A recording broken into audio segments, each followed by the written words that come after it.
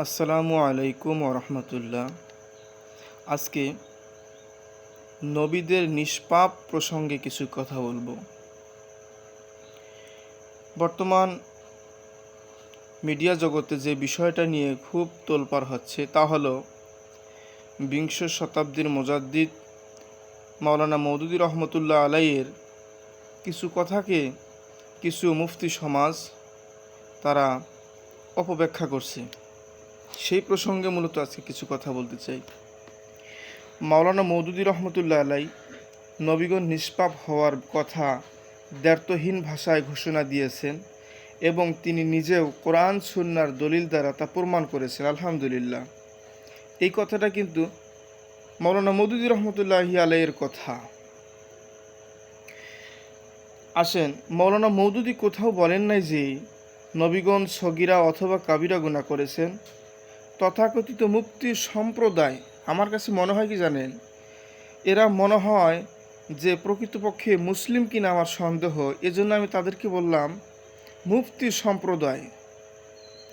মাওলানার যে যে জায়গায় এ ধরনের মিথ্যা অপবাদ করেছেন, মিথ্যা অপবাদ প্রদান করেছেন, মূলত সেই জায়গায় মাওলানা মওদুদী নবীদের গোনার কোনো কথা বলেন নাই, বরং মাত্র ভুল ত্রুটি নিয়ে আলোচনা করেছেন।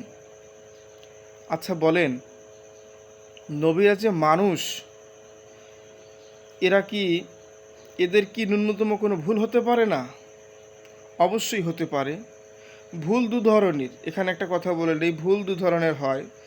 কিছু আল্লাহর সৃষ্টি আছে যারা চাইলেও ভুল করতে পারে না, মানে ভুল করার মতো ক্ষমতা তাদেরকে আল্লাহ দেন নাই। সেটি হলো গিয়ে আল্লাহ তাআলা ফেরেশতা। আর কিছু মানুষকে আল্লাহ ভুল থেকে বিরত রাখেন, কিন্তু মানুষ যে ভুল করবে এটাই তো স্বাভাবিক। তো প্রত্যেকটা মানুষ, নবীরা যে আদম সন্তান, তো তাদেরও তো মানে চলার পথে ছোটোখাটো ভুল হতে পারে। সেই জায়গাগুলোতে সৈয়দ আবুল আলা মওদুদী শুধু তাদের ভুলের আলোচনা করেছেন, কোথাও বলেন নাই যে সে গুনাহ করেছেন। এবার আসল কথায় আসি। দেখেন, ইমাম ফখরুদ্দিন রাজি রহমতুল্লাহি আলাই, ইমাম ইবনু তাইয়িমা রহমতুল্লাহ আলাই, আল্লামা আলুসি, আল্লামা ইসমাইল হাক্কি রহমতুল্লাহ আলাই সহ আরও অনেক ইমামগণ এ ধরনের মন্তব্য প্রদান করেছেন। তা হলো এই, দেখেন, এক নাম্বার, আম্বিয়া কিরামগণ নবুয়ত প্রাপ্তির সময় থেকেই ইচ্ছাকৃতভাবে কবিরা ও সগীরা গুনাহ থেকে পবিত্র, তবে অনিচ্ছাকৃতভাবে কবিরা ও সগীরা গুনাহ দুটোই হতে পারে। এ কথা কে বললেন?